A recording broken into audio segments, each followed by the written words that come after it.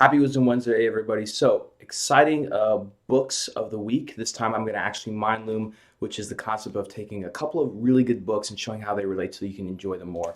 But first of all, before I get to that, one of the books is by somebody who I consider a great mentor, someone who I really admire, and whose work I want to encourage you to support, and that's Scott Adams. He has a new book coming out.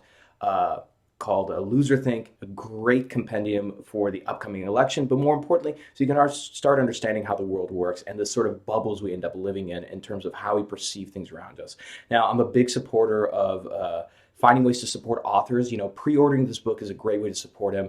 The really only thing I get out of it is that I'm able to help promote and support somebody whose work has been provided a great impact in my life.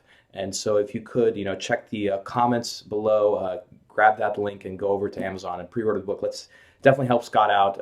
His book drops November 5th. So if you can pre-order it before then, it really does help the author quite a lot. So let's get to the books of the week. So the book of the week is The True Believer by Eric Hoffer. Now, Eric Hoffer was a longshoreman who lived here in San Francisco. He wasn't even classically educated, but he was so sharp and brilliant in his ability to observe the world and understand how people work. So in this book, The True Believer, and I'll show you how it mind looms and relates to Win Bigly, The True Believer, he discusses what it takes and why do people become fanatical. So if we look at the Russian Revolution, the Nazi movement during World War II, he observed that and really dove into the psychology of what makes people actually fanatical, what makes them true believers.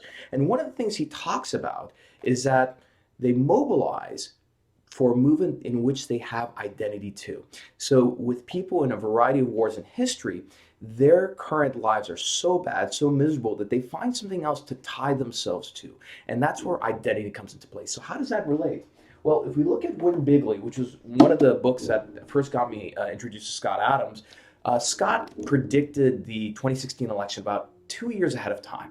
And he writes this book where he kind of summarizes all the blogs that he wrote leading up to that election and explains persuasion, right, in terms of how not only Trump uses it, but really any master persuader does. And Scott is a master persuader and a trained hypnotist. So the three most powerful items or principles when it comes to persuasion, if you look at the bottom of the list, it's things like words, analogies, logic. Those things don't really persuade people. At the very top of the list are these three things. Number one is a big fear. Number two is identity. And number three is a small fear. So again, a big fear is definitely something that from an evolutionary standpoint mobilizes a human being against a common force that you hate.